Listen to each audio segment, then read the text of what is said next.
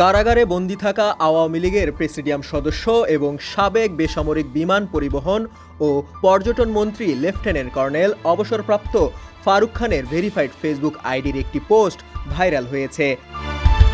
সেখানে আওয়ামী লীগের রাজনীতি নিয়ে বিস্ফোরক মন্তব্য করা হয়েছে। এখন প্রশ্ন উঠেছে, কারাগারে মোবাইল ফোন ও ইন্টারনেট কিভাবে পেলেন সাবেক মন্ত্রী, নাকি তার ভেরিফাইড ফেসবুক আইডি অন্য কারো নিয়ন্ত্রণে?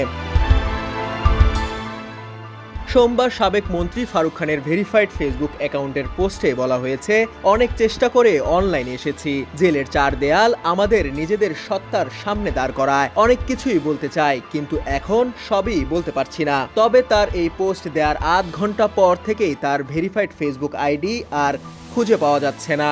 এতে আরও লেখা হয়েছে, এতটুকুই বলবো, শেখ হাসিনাকে নেত্রী মেনেছিলাম, কিন্তু আজ তার ঠককারিতার জন্যই আমাদের দলের এই পরিণতি। দলের নেতৃত্বে পরিবর্তন এবং সর্বস্তরের শুদ্ধি অভিযান ব্যতীত কোনো ধরনের রাজনীতিতে ফেরা উচিত হবে না। শেখ হাসিনার আওয়ামী লীগ আর চাই না, বঙ্গবন্ধুর আওয়ামী লীগ ফেরত চাই। জয় বাংলা, জয় বঙ্গবন্ধু। ফারুক খানের ফেসবুক পোস্ট দেখে অনেকে প্রশ্ন করেছেন, কারাগারে থেকে কিভাবে ফেসবুক ব্যবহার করলেন, কিভাবে মোবাইল ব্যবহার করলেন। অনেকে এটা তার পোস্ট ও ব্যক্তিগত মতামত কিনা তা নিয়েও সন্দেহ প্রকাশ করেছেন। তবে ঢাকা বিভাগীয় কারা উপমহাপরিদর্শক জাহাঙ্গীর কবির বলেন, কারাগারে ব্যক্তিগত ফোন ব্যবহার করার কোনো সুযোগ নেই। সুতরাং কারাগারে বসে তার ফেসবুক চালানোর প্রশ্নই আসে না। কারাগারে বসে ফেসবুক চালানোর তথ্যটি সঠিক নয়।